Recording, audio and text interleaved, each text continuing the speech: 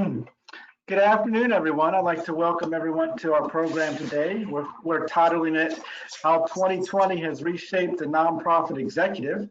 My name is Max Smith. I'm the Communications Director with 501c Services.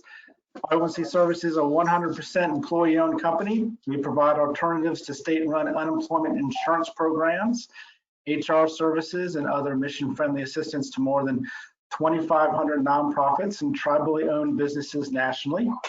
Many of you with us today are already working with us, and I thank you very much for doing so. I have some housekeeping to get through real quick, and then I will turn our program over to Irv. Many of you are here today for HRCI or SHRM credits. You all know the drill for that. There will be a poll that will pop up right after we're done here today, and you will also get it later today via email. You need to complete that poll for me, tell me which kind of credit you want, and then I can send that to you tomorrow. If you have questions for our panel today, please feel free to shoot them to us. We will interrupt Irv periodically with some of your questions, as long as they're within the boundaries of what he's talking about. If he's talking about puppies, we'll try to get the puppy questions in before we move on to kittens and whatnot. The program is being recorded, and everybody here will get a copy of that recording later today. So if you want to share it or watch it again, you'll get that. And our next webcast is after the holiday. It's the end of July.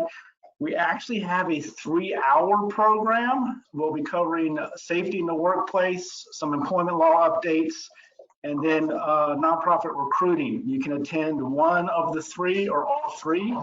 And I'm going to drop that link for that programming in your email later today. So please feel free to join us for that program. And with that, I will go ahead and turn off my screen and turn it over to Irv. Irv is a friend of many of you.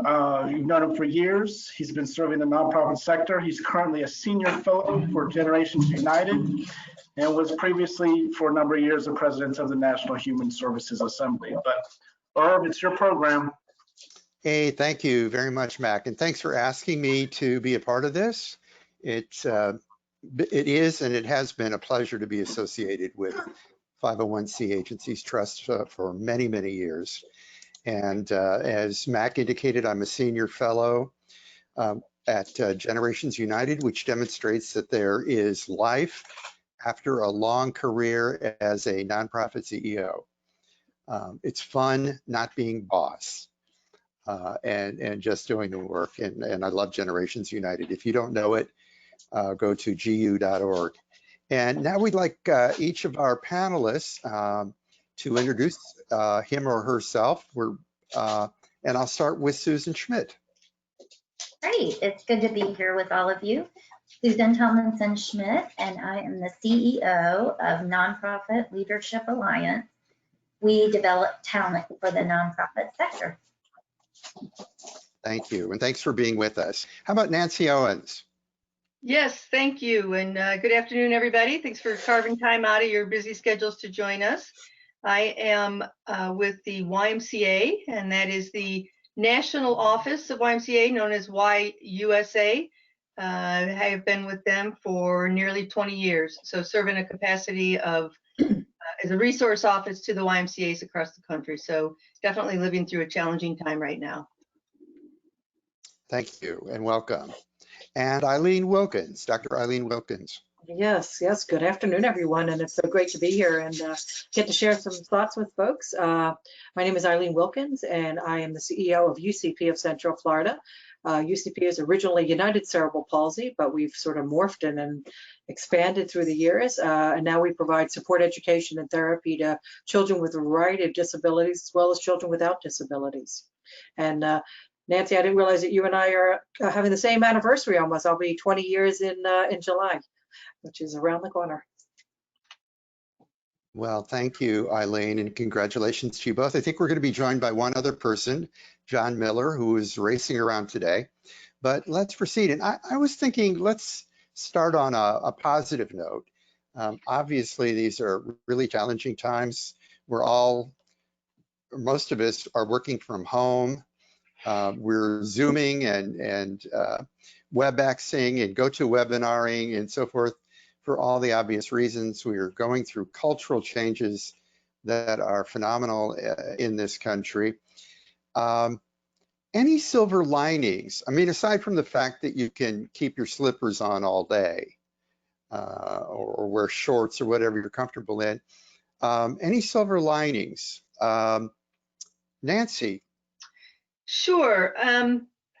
In addition to the slippers, right, and the not spending 90 minutes commuting, right, between the there and back situation and all that entails, I think you really cause to focus, right? You knock the stuff out of the way that's, you know, maybe nice to do or good to have sometimes, but sometimes it's not really that critical or that necessary. And people have really seemed to find a way to narrow down what really needs to focus on and being more efficient with our time together, et cetera.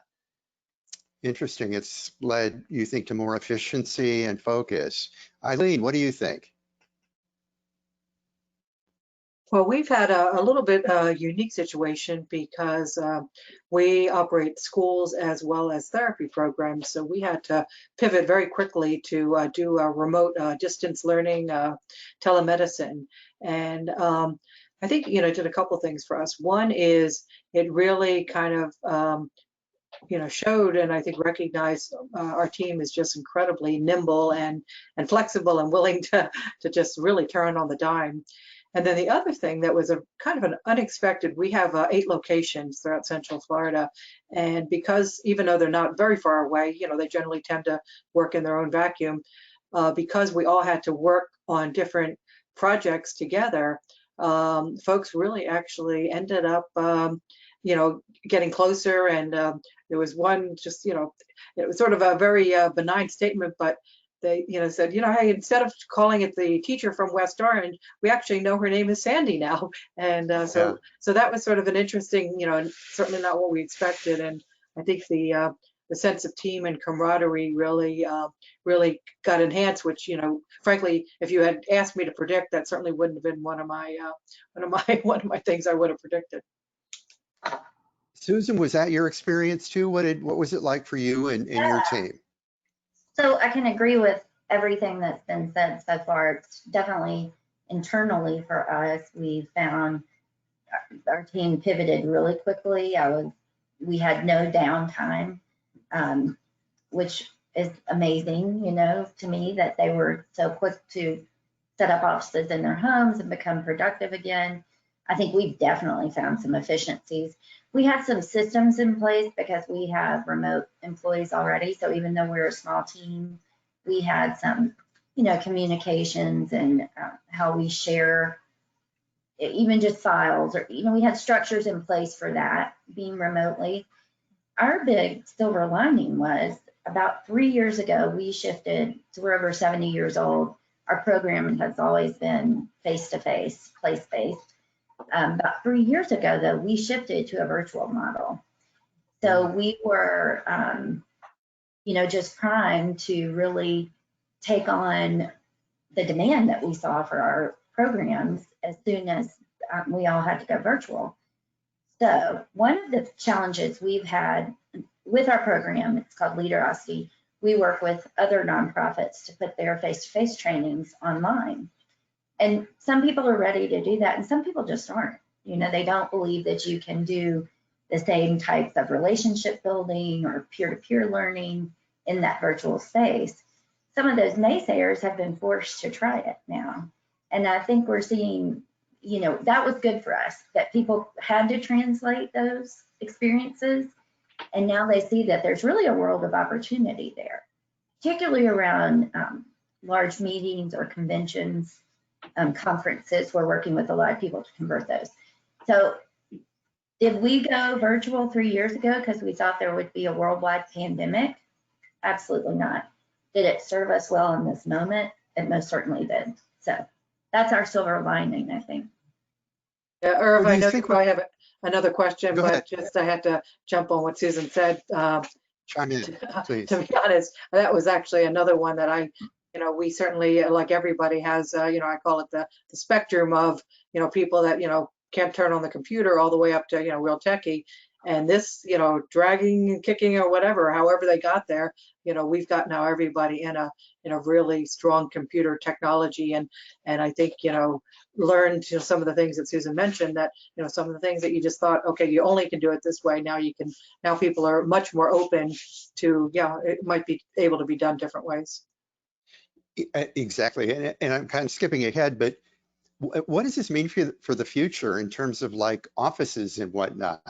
Are we going to need them? I heard a story that Morgan Stanley is giving up something like 2 million square feet of space in New York and New Jersey because it's been functioning so well, at least in those operations. Do you think that's going to happen? And we've got kind of two different kinds of groups here. We've got a couple of national associations and one on the screen. Eileen, you're a direct service organization. Are you going to need an office or a different kind of office?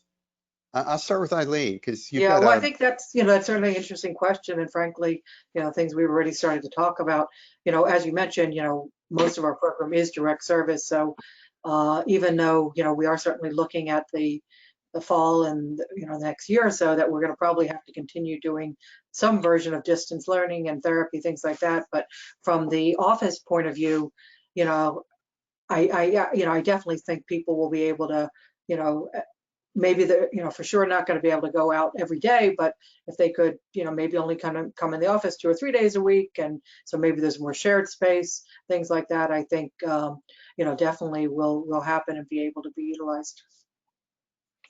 more flexibility, more flex time in terms of office space, at least for the administrative type people and managerial people, right? I think so. We are already looking at, we're in a 10-year lease that we still have 6 years left. And we're looking at subleasing part of our space. My only concern about is we're 70 years old and we have all these archives. So we've even started looking at how we can pay to have those digitized so that, I mean, you virtually don't even need space. They're actually much more functional to have that stuff digitized so you can search it and use it more frequently. So we're looking at becoming all virtual, most certainly by the end of our lease, but if we could do it even sooner, we would. Well, Nancy and I could probably talk to you about archiving. Both of my former organization and Nancy's current organization have our archives at University of Minnesota. But any thoughts from you on the subject, Nancy? Sure. So a couple things. One, we had just renegotiated a lease and done a 10-year addition, and we had 3 floors at 101 North Wacker in Chicago. Oh. And between the remote work, which we had a fair amount of folks that already did function this way because we have people that worked in a geographically dispersed way as well. But we also have concluded that we can sublease one of those 3 floors. And so we've asked our broker to help us market that. We're not under any illusion that somebody's going to grab that up anytime too soon, but maybe a year out or something like that, right? And then the other thing for us is I think we've been back and forth quite a bit, and you do hear the stories about organizations who've concluded that they could go 100%, but the YMCA, even if the whole world goes 100%, the relational nature of that organization would preclude us from getting all the way there, I think, on that front. And in fact, one of the things that we negotiated into our new lease was some tenant improvement dollars that we could then use, which we're still planning to do, to build some additional conference rooms and the like, because we host a lot of meetings and events, and I'm sure in the short term those will not happen, but I'm sensing that over the longer term we will resume. It maybe won't be exactly like it was, but I can't imagine that we eliminate the face-to-face meeting. It's just too much of our DNA. Right. And we're facing a future with 2 different sets of situations. One is going to be the near term, and how do we get people back in to the extent that the statistics in a given area allow that to happen, and then there are others long-term future. But your feeling is that there's still going to be a need, the relationship aspect is still there. Yeah. Speaking of which, go ahead. Well, I would just say, I don't anticipate that we won't have regular opportunities to be face-to-face also. I just don't think that, you know, for all of that time that we're paying for that space, that it's not being used. You could, you know, go to the library and get a free space, or use a board member's, you know, boardroom in their, or conference room in their office. So I don't anticipate that we won't need those spaces. I just think paying for them when they're sitting empty, particularly if you're a national organization where people aren't just dropping in to see you. We never get walk-in customers. So I think we're going to see a lot of being creative about how we share those other spaces too. Yeah. How did you keep, or did management change in terms of your kind of executive team, your core team and so forth? Was it different to keep track of people, not keep track of, but to keep connected with people? What did you do? Anybody want to be the first? Nancy's going. Certainly. Yeah, I can weigh in on this one, because we, I can't remember the first couple of weeks. It seems like we met every day, and I don't think we did, but I think we were all sort of like looking at each other. You know, we, on Tuesday, March 10th, we were in the office, and we decided that was the week we were going to all head home. And it was sort of a, okay, grab your laptop and get out of here, right? And then by Wednesday, Thursday, we're all set up remotely, and we met a lot. You know, maybe it was 2 times, 3 times a week, and now we're down to a slightly different cadence than that. But we also connected with at least the executive committee of the board on a weekly basis as well. I mean, everybody was really, you know, new situation. And then of course, you know, that was for us and for our own operation, but more importantly was with the YMCAs and what was happening out there. And so it was pretty well nonstop.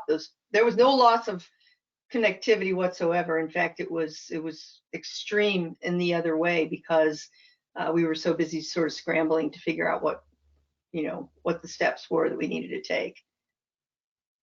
And Susan, you already had a fairly decentralized staff. Did it change the communication and staffing structure at all? You know, for the first month, we did a daily huddle, and we did it for 15 minutes in the first thing in the morning. Well, not real early, but anyway, early in the day. And we just, if I need something from you, if I need to connect with you that day, I could tell you, here's what I'm working on. That was really good, especially for our younger staff who were really struggling with what's happening in our world, you know, this pandemic thing. I got really positive feedback on that. We went down to 2 days a week as it went on, and we really didn't need a daily check-in. And next week, we're going to go to once a week, a regular staff meeting. So we did really frequent video conferencing in the beginning to help people just adjust. And I'll tell you, when the George Floyd incident happened, it was a really important check-in that we had, just to share our emotions about it and go through that. So I would say management, yes, but emotional management of keeping the team together. Just, do you have somebody to talk to? You know, that's been really important for us, I think, to the productivity. And I would agree. The emotional management is important, and being relevant to the situations that are happening, COVID-19 and the police violence, the racial injustice, and we need to be able to talk to our members, our constituents on that. Eileen, has it changed management? You know, layoffs are dramatic too. So all of that, I think it's really important just to over communicate. Yeah, and we frankly did a very similar, actually we even called it huddle. We started 3 times a week. Now of course, the first week or so, while we were just trying to figure out what we're gonna do, because again, we had programs that we had to truly pivot. You know, they were on the calls not all day, all night type of thing. But, you know, we've kind of gone down to once a week also. The other thing that we did do, which, you know, we had mixed feelings about, but actually I've heard people actually now say that, yeah, that was actually, it's been a good thing, is to really get people to do a kind of a plan each week. Okay, what's the most important things you're going to accomplish? I don't know if folks use Stephen Covey much, but we call it the big rocks. Okay, what are your big rocks for the week? And to put them on paper, and then at the end of the week, okay, what did you do? And I think, again, particularly some of the younger folks that aren't used to kind of that structure of, okay, you know, especially now that, you know, everything's very somewhat chaotic and not as structured during the day. I think it's really helped folks to kind of get a little bit more, you know, organized, as you will. I would chime in that in our organization at Generations United, Donna Butts, Jaya Letts, who's the associate executive director, each talk every week with each key staff person, and also have the weekly staff meetings, and that huddling. And I'm not a big meeting person. That huddling is really, really important. It's interesting that two out of you actually use that term. We used it too. Buffs. We actually did. Oh, you too. did too. Okay. Yeah, we did too. We must have stole it from somewhere. Obviously, they moved somewhere. I think it's thoroughly original to your three organizations. What about on the user, the consumer side? How did that go? And I'd be to begin with Eileen, your clients and your families.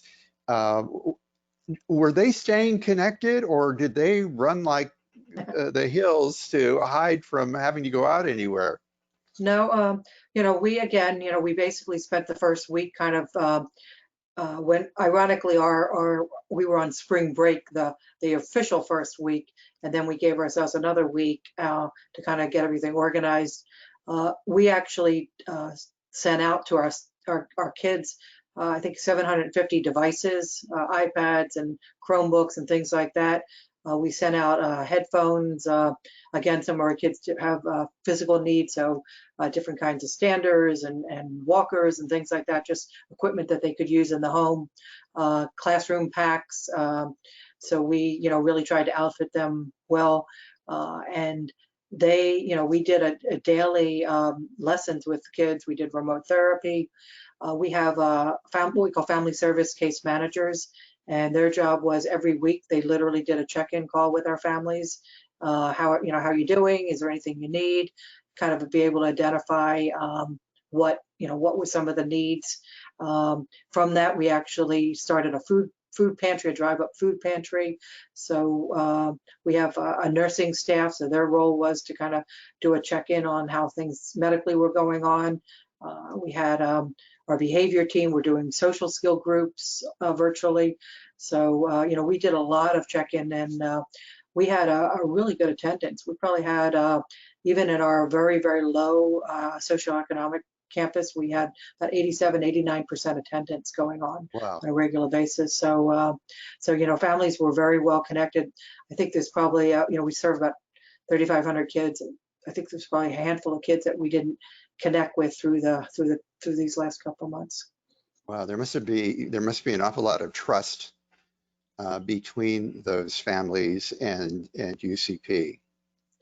Yeah. I mean, I think, again, that really, we did some surveys afterwards. I've got a little data DNA in me, and so we did some survey at the end, and we're actually doing some analysis of that survey of, what did parents think? We thought we were, quote unquote, doing a good job. What did parents really think? And so far, the results have been very encouraging of, some of them, did some comparisons to local school districts and other different kinds of providers, and they really felt like, our teachers were there. They really did as much as they could to support the kids. So, and we have some families, frankly, that are loving it so much. They're like, we're not sure we want to go back to the regular way. We're thinking that we might want to keep doing remote therapy.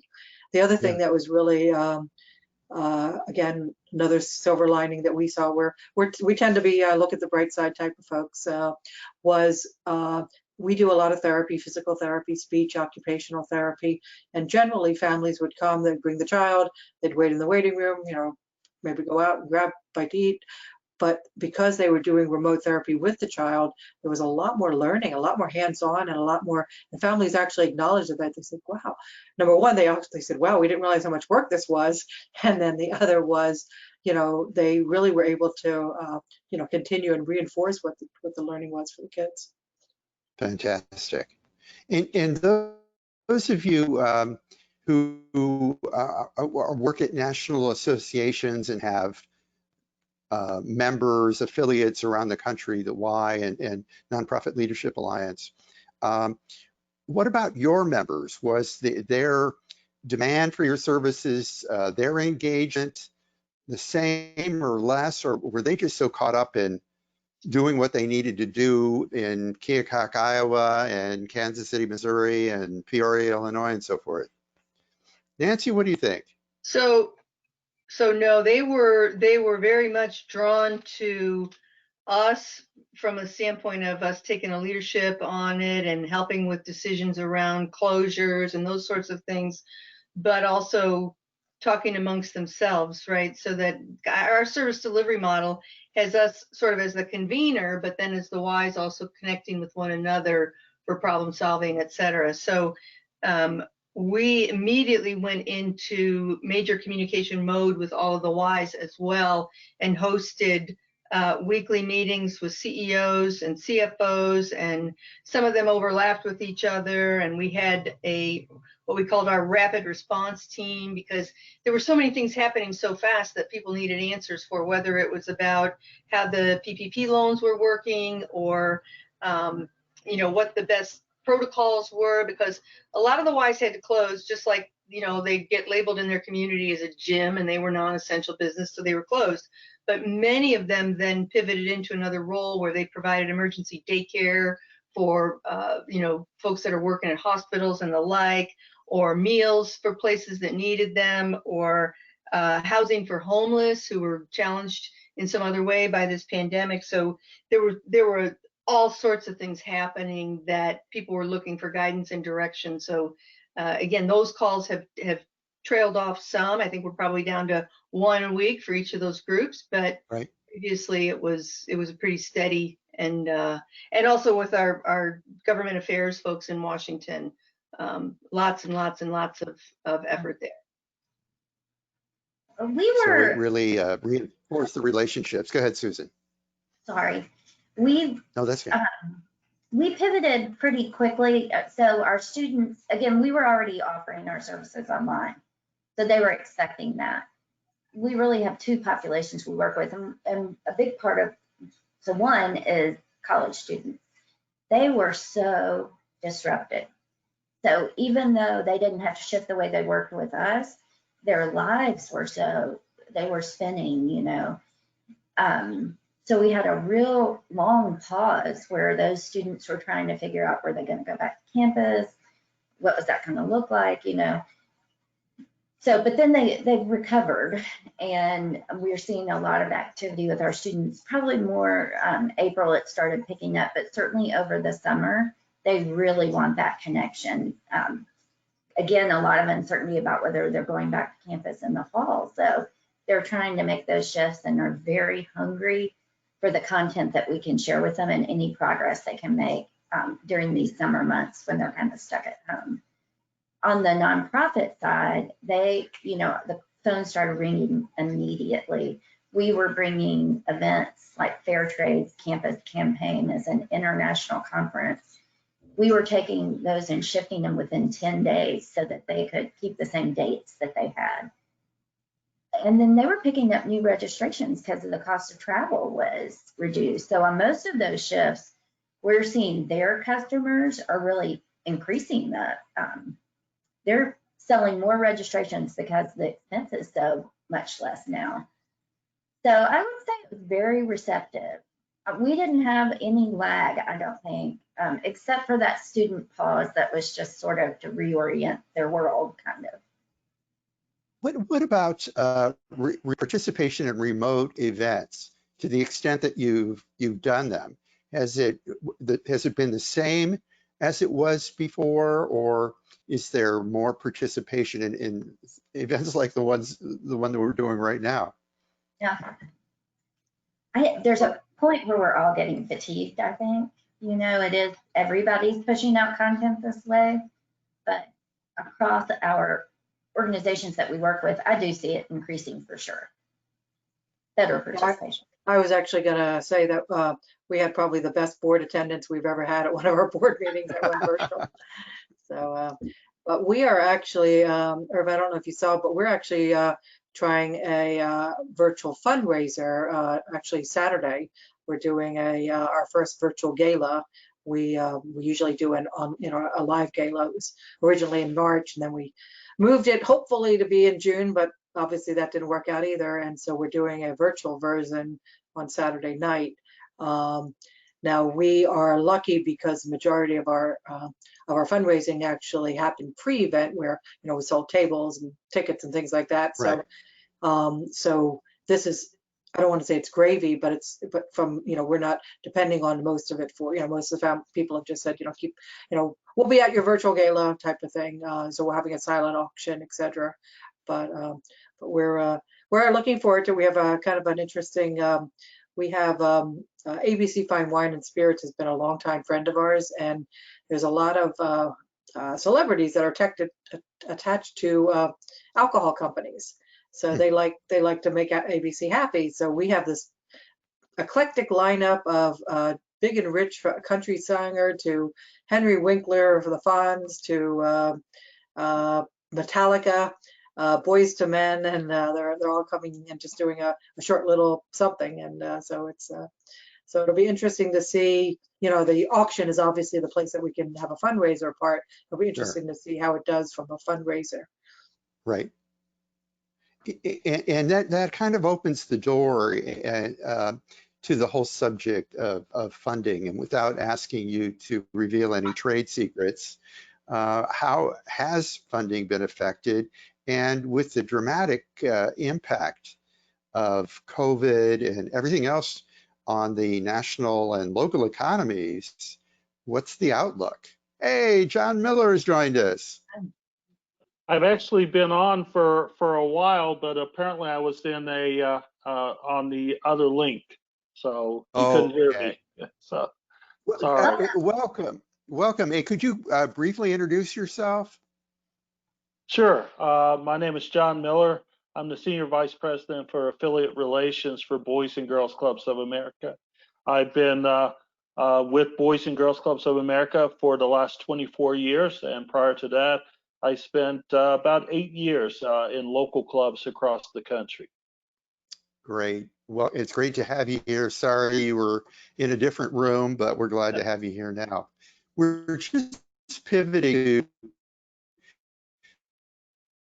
the subject of the impact of the COVID crisis, everything that's happening on the economy and therefore on philanthropic giving, government funding, and so forth. How have you been impacted, and how do you see the outlook? And I can't see Nancy, so I'm going to probably just call on her. Okay. You want to lead us off on that?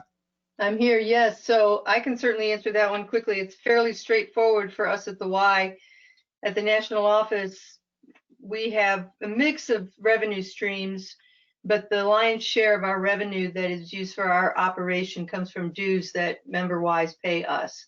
And they pay those dues based on a percentage of their revenues. So you don't have to be a math genius to understand that when their revenue, is reduced significantly, it has a similar impact on us. Additionally, we came right out of the gate and forgave 2 months worth of dues, not a suspension, but an actual waiver. So we effectively reduced what they would pay us to 10/12, right?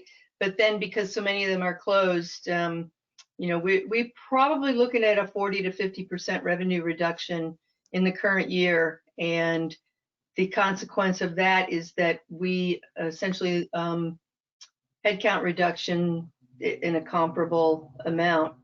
We laid off over 100 people last week. So it's been a very challenging situation for us. Wow, that's really tough. Yeah. John, what's the situation with Boys and Girls Clubs of America? What's been the impact on the financing for the your national organization? Yeah, well, we're challenged by two things. First of all, it's about timing. So, you know, our special events tend to be in spring and summer. So even as we pivoted some of those to virtual special events, we recognized that we would lose about 45 to 50% of the revenue, even assuming the virtual process worked. And then we have a lot of grants, awards, others that close in the fourth quarter. And so we're in a situation where, you know, the cash flow, and we're a healthy company, so we're able to manage some of that. But we have less dollars coming in during the year. We have uncertainty in the future, you know, in terms of what will close. What we have been able to do, it has been to start to cut expenses. And while we're like everyone else, we had to make some cuts in personnel. Our big cut has been in travel. I mean, because Sure. you can't travel, you can't provide trainings, you can't do the planning, you can't do a lot of the things that we're charged to do with our local affiliates. So there has been Okay, he's savings there. more popular than any of the rest of us. there have been more savings there, and Yeah. that's been the saving grace for us right now. We do believe that in terms of corporate and foundation awards, I think we'll be okay there.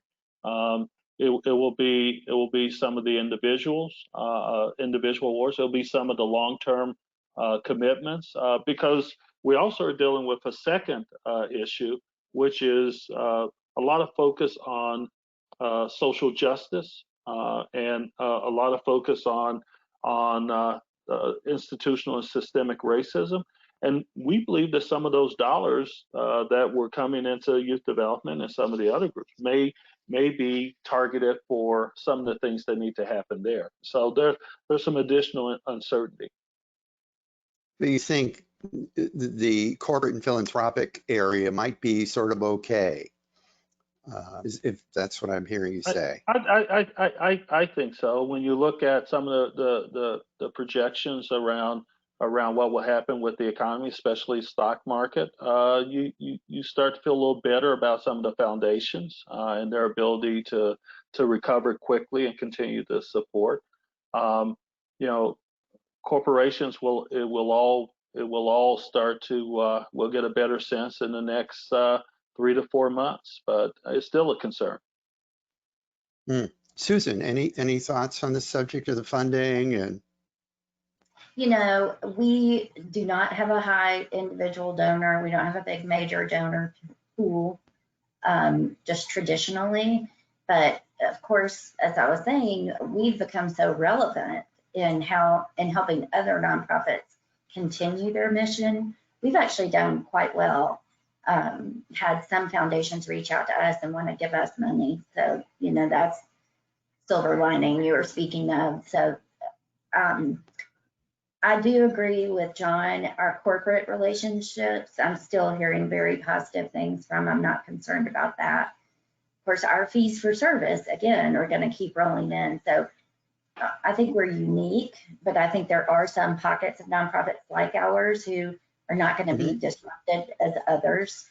And I do think we're going to start focusing more on legacy giving. You know, if you read the Chronicle of Philanthropy, they're saying that a lot of people are going to choose over these next 3 years while they're rebuilding their liquid capital to make more planned gifts. So they want to support you, but they'll make commitments that are further down the road after they recover. oh, interesting. And Eileen, you've already told us about your incredible virtual gala. Any No, other well, notions about? I Yeah, won't call it incredible yet until after Saturday. I'll check back in on the incredible part of it. all right. Saturday, after Saturday, the whole we might get like stopped from the moment we start because of some unlicensed music or something. Yeah, But we, again, one of the things that, we've really worked hard at is having multiple revenue streams. And, that is obviously, a key as a nonprofit to be able to, if one doesn't do, you still have something else. So we did pivot to the virtual and started telemedicine with therapy, which, the first couple of weeks got a little bit, but now, we're able to bill for that. So, so that's, it's certainly not where it was, but it's certainly not, it's starting to self-sustain itself. Our pre-K programs, our childcare programs, that was pretty much nothing, we didn't have the expense. However, we did commit to maintaining people's status. So far, we've been very lucky. We're probably one of the few that have not had to do any layoffs. We were able to commit to keeping salaries going. The state of Florida actually kept some funding going for early childhood, so that was helpful. And we have just opened up in a limited way for the summer and so we're able to start to see some of that revenue come back. And we did that for kind of two reasons. One, because families really needed those services, and the other, it gave us an opportunity to see, okay, if we did this on a limited scale, what would we learn? Is it reasonable to take temperatures of everybody every day? Is it reasonable that little children are gonna not get scared if people are in masks and things like that? So it's been a good test pilot, as you will. interesting. There's an array of experiences, but there's also some commonalities, losses of revenue, but also some opportunity or really need to scale back financially. You don't need to rent, the big ballroom or conference rooms or hotel rooms and travel and so forth. So there are some opportunities to save, but we may be belt tightening. Actually, Irv, that is interesting. You should say that, because the funny thing, as we evaluated the gala, we're obviously not paying for food. We're not paying for different production costs. We have some costs, but not a lot. It may actually be, if the auction does okay, we actually may turn out to be kind of a wash in everything. There's a lot of costs that go into events too, as we all know. Right. Let's Oh, I'll go ahead, just add Susan. something interesting that we're seeing is to get out of those contracts, you have to make these decisions really early. So we're booking conferences for next year just because people didn't want to risk having to pay more on the hotel contract. So I think the residual of this, even after maybe we have a vaccine and things open back up, people are being so cautious right now to save that money that we may be virtual for longer than is absolutely necessary, just because that's the way people are planning. Right. One of the questions that I've got here is, in what ways have you been utterly wrong in your response to this whole mess? I would never answer a question like this, but I'm reminded when 9/11 occurred and our office was about 4 blocks from the White House. One of the staff came in and said, told me what had happened, that planes had hit the World Trade Center, and I was just dumbstruck. I think I was paralyzed. Like, they're looking at me like, what should we do? Any moments like that were just, you were just dumbstruck, or you just like, you didn't know what to do, or how did you pick up the resilience to pick up the pieces and keep going? Susan, you're nodding, so that you're either very polite or you have an answer in mind. Well, I was empathizing with you. You do. I could jump in if you want, Susan, because I actually went before we got on this call. I've had that moment of, so as we're opening, the good news is we're opening. The bad news is that we literally are getting, 17, Okay, what about this, who, you know, brother-in-law that lives in Texas has it now, and what does that mean to me? And so, you know, at one point you just sort of, okay, I just don't have an answer. You know, you keep going back to the CDC website and say, okay, well, if this, then that, but what about if this? And so I think that's Yeah. been very, you know, again, you know, I think the rest of you guys have not really had to, you're not open in that thing, so you're not facing it. I will tell you that if you do have an opportunity, try to do it on a small scale so you can work through some of these before you have to deal with it on a large scale. But it is because, you know, you just think about the ramifications of a decision, you know, the wrong decision. So you want to err on the sense of caution. But on the other hand, that could mean that essentially you, you know, 6 degrees of separation, everybody is at risk. So we can't do anything. So it's Yeah. Yeah. We, Go ahead, Susan. I'm having more of that moment in how we're going to respond to the Black Lives Matter movement. Like what can we do more of? What's in our scope? You know, I think, you know, we're not really a direct service, human services organization, but we're feeling compelled to behave in that way. So what is our role? And that's been a real pause for us, a lot of conversation with our staff and board about how can we move this forward? How can we act? We're all being called to act. What's our action as an organization? Because there's not this natural fit for us. Like, I would even say the rest of my panelists here. So we're really struggling with that as an infrastructure organization, focused on talent. What can our role be? And that's kind of our moment that we're having. Yeah. John or Susan, or not Susan, Nancy, any comment on that? You can comment or not. It's up to you. Actually, I would say, you know, your question about, you know, what did we get wrong? I would rephrase that to say one of the most surprising things that has come out of this has been how quickly we have adapted, not just as a society, but I think in terms of my work with Boys and Girls Clubs. We have 1,100 independent, autonomous local organizations that operate 4,700 sites. You know, and as a direct service organization. And then we provide a lot of support, you know, training and coordination, things like that. How quickly we were able to move to a virtual platform, you know, that we, instead of board meetings being in person, they moved to a virtual platform. Instead of training being face to face, it moves to a virtual platform. Instead of kids showing up at a club every afternoon, there's virtual programs. There are take-home kits. You know, so all of this has shifted. You know, the one thing that didn't shift is we still are providing about food service to about 100,000 kids a day. You know, kids are coming by, you know, or there's being delivery. But the implications for that ability to transition, to pivot to a new platform so quickly will have significant ramifications on us in the future. For one, we have taken a huge quantum leap around the use of technology, around training and around communication. But we've also started to say, you know, are there jobs and is there work that can be done not in an office setting? And I think that's going to be an infrastructure question that this entire country will deal with over the next 3 to 4 years.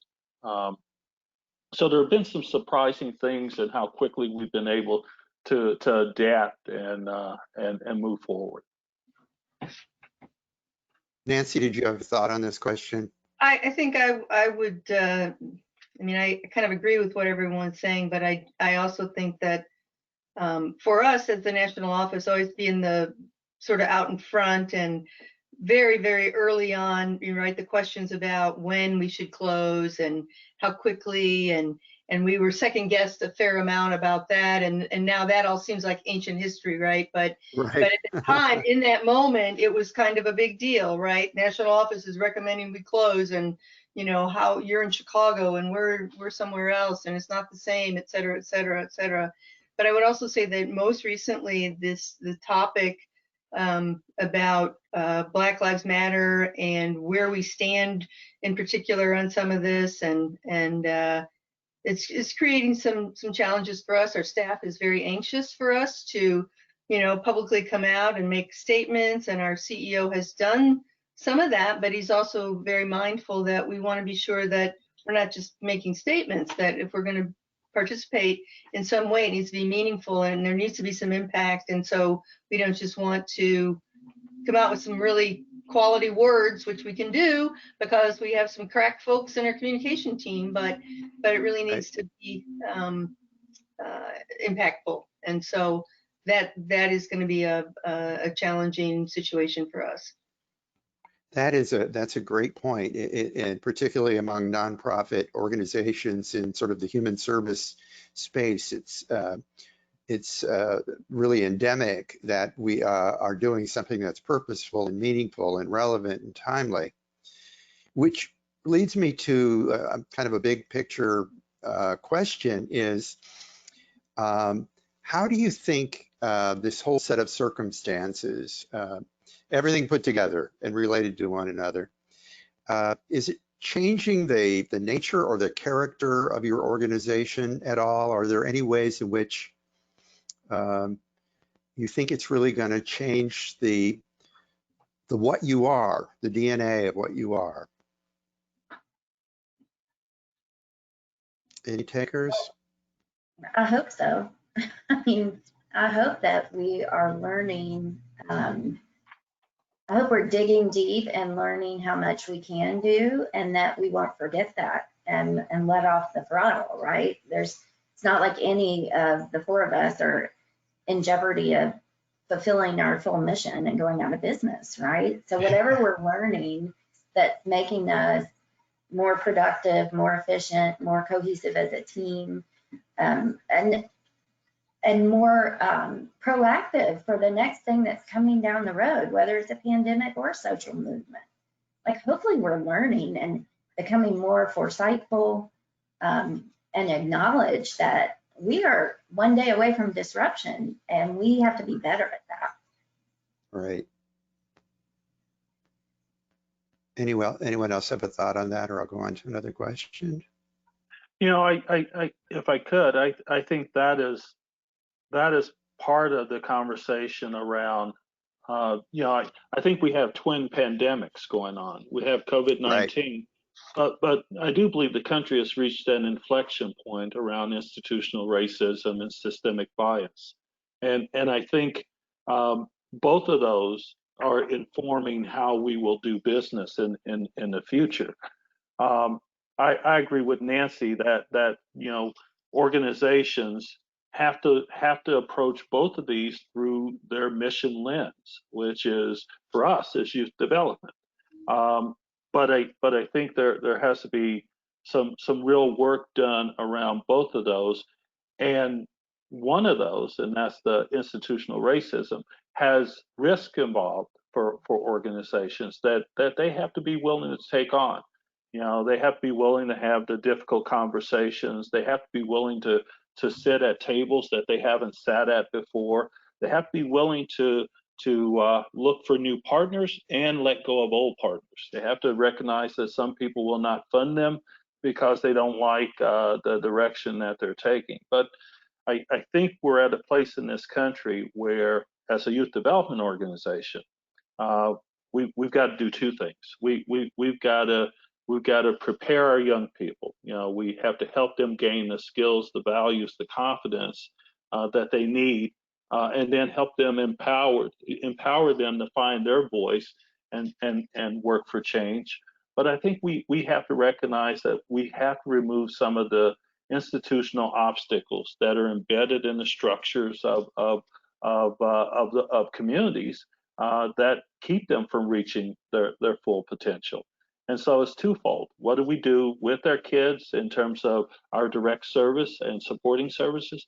And what do we do around improving the communities that we work in around institutional racism and around systemic bias? And I think that's the work that has some risk involved, because not everybody starts at the same point and not everybody sees the same situation. So, you know, I think there's some challenge there in terms of how we do business. Yeah. You know, to really pick, go ahead.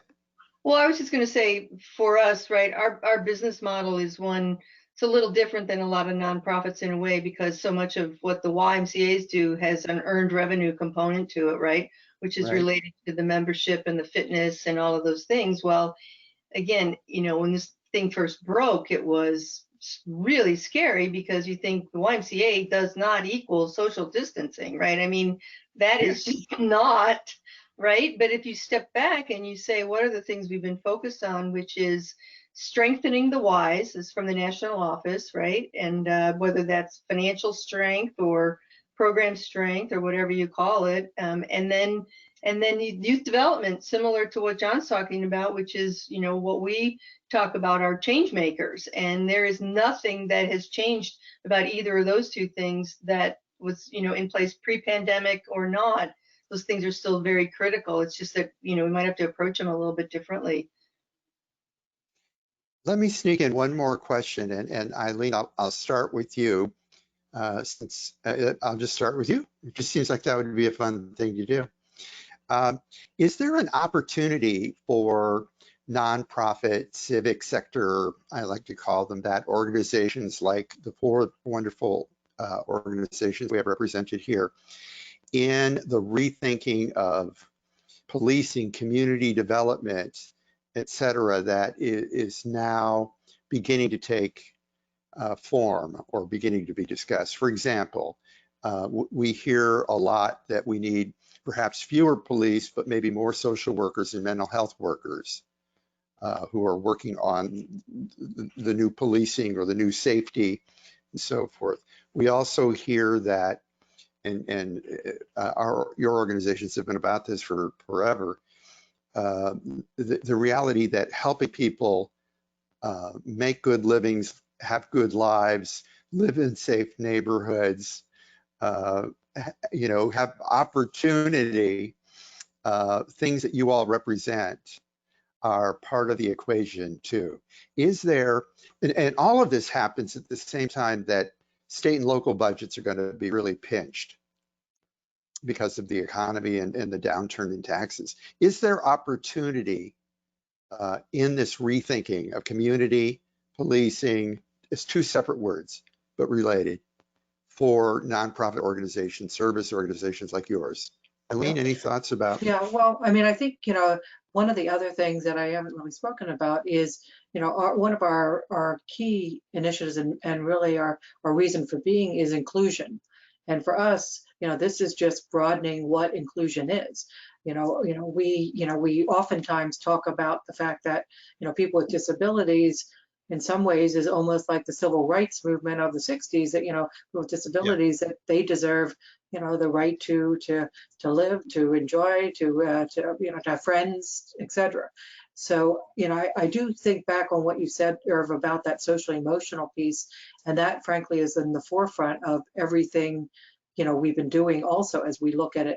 You know, whenever, you know, as I've talked about some of the services we provided, you know, we made sure that that social emotional part was right up there with the academics and the therapy and all the rest. So, you know, I don't know if I you know, certainly have seen, you know, get rid of all the policemen. You know, I think that's certainly not the answer at all. But I do think that that partnership between that social emotional, social, you know, social support and all the rest, and police, you know, is going to be an important piece to it. You know, we actually have school resource offices at all of our schools, and one of the things that we work on, and, you know, when we first happened, they said, oh, you know, that's going to be just such a burden and all the rest. I said, no, just think about it. We now get to educate, you know, all these people that then actually think about people with disabilities in a different way. So Right. Rapid fire answers by the rest of us. Nancy? Yeah, the question is there opportunity in there for the rest of us, for the nonprofit sector? I think maybe we lost Nancy. Yeah, Nancy Susan, seems frozen. okay. Rapid fire, yes. I love Eileen's thinking on inclusion, and it's just broadening some of what John was saying, right? Like how the lens through which we see our mission and how we're going to translate that going forward. John, I caught you just as you're taking a sip of water. What is there opportunity in there for? Yeah, short answer, yes. I believe that part of the work has to be in identifying in each of our communities what will be the priorities and what we need to see happen. We cannot, I don't think anyone believes that we can continue to use the police as a response to every issue in the community.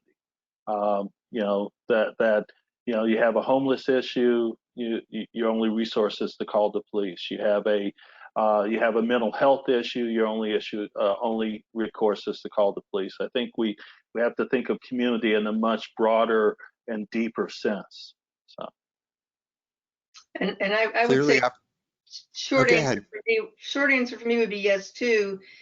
And I also think that there's opportunity to, you know, sort of recharacterize perhaps what the role of the police may be, and that there may be a need for other things. But also, if all of us can be more successful in what we're doing from a prevention standpoint, then you're in a different world as well. And so you're not having necessarily as many reasons that, you know, police wouldn't be showing up for things that they shouldn't be showing up for anyway. Right. It really provides us an opportunity to be an even more meaningful part of the human development, community development equation in every community. Well, this is great. It's been wonderful talking with you, and thank you so much to 501c Agency Trust for starting this discussion as a part of a series of great discussions for nonprofit leaders and executives. I want to thank Eileen and Susan and John and Nancy and your organizations for the great work that you do. Turning it over to Mac. Thank you, everybody. I appreciate your time. And for our audience, like I said, the poll will pop up here as soon as we shut this thing down. And if you need certification credit from me, please let me know. But guys, I really appreciate you all being here, and it's nice to see everybody again, even if it's remotely. Hear, hear. Bye now. Bye. Take care, everyone. Thank you, guys. Thank you. Bye-bye.